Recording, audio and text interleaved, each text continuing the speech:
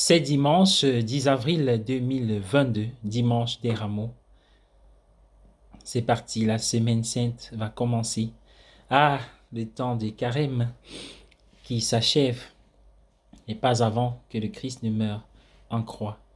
Bref, sa commémoration, déjà avec ce dimanche des Rameaux, mais aussi le vendredi saint, au plus haut de la croix, le trône de la croix, le sceptre de victoire.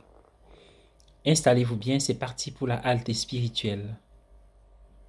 Dans un hymne bien connu, Rock of Ages, il y a des lignes qui donnent une image très vivante.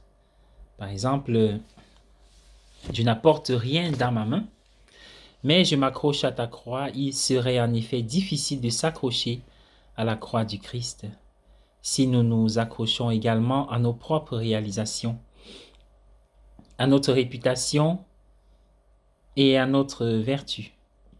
La croix commence à prendre du sens au moment même où nous arrivons au bout de nos propres ressources. Il arrive souvent que les gens découvrent la signification de la croix en prison ou en temps de guerre, mais plutôt rarement lorsqu'ils sont dans le bonheur, le luxe, etc.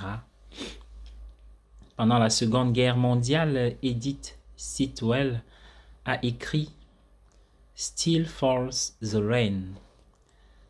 Sombre comme le monde des hommes, noir comme notre perte, aveugle comme les 1940 clous sur la croix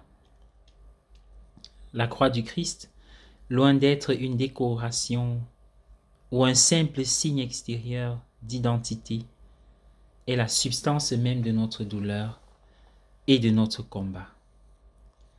La croix nous dit qu'il y a de l'espoir pour nous, même dans ce que nous avons de pire, et aussi que ce que nous avons de meilleur ne suffit pas. Je n'apporte rien dans ma main. La croix s'étend au-delà de nous, aux deux extrémités de l'échelle. Elle mesure notre vie. Ou plutôt Jésus, l'homme qui a porté la croix, est la mesure de notre vie. La croix montre sa portée. La croix va au-delà de nos calculs. On demandait à saint Thomas d'Aquin où il puisait sa sagesse. Au pied de la croix du Christ, répondait-il. Là, en contemplant la vie et la mort de Jésus, il a trouvé une sagesse qui dépassait la sagesse humaine. Oui, la sagesse est décrite dans le livre de la sagesse, chapitre 8, verset 1er. Comme s'étendant puissamment d'un bout à l'autre de la terre. En Jésus, nous ne voyons pas cela comme une chose abstraite, mais comme une expérience vécue. Il atteint puissamment d'un bout à l'autre de l'échelle humaine et au-delà. Oui, la sagesse est tellement identifiée à nous que saint Paul a pu dire que le Verbe est devenu péché pour nous. Pour nous, Dieu a fait de lui qui est sans péché le péché. Et à l'autre extrémité de l'échelle, par lui, nous avons accès au Père. Il y a une différence entre la souffrance inévitable et la souffrance que nous nous infligeons. Une grande partie de notre souffrance est auto-infligée. Avez-vous entendu parler du piège à singe? Il a une très petite ouverture en bas. Lorsque le singe y plonge la main pour attraper un fruit, il est incapable de la retirer car le poing qu'il serre contre le fruit est trop gros. Pour être libre, il lui suffirait d'ouvrir son poing et de lâcher le fruit.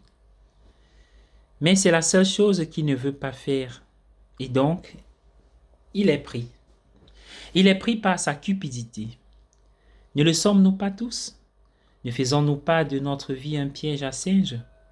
nous nous prenons au piège de notre propre avidité, de notre peur, de nos habitudes de paresse, de nos dépendances, de notre colère.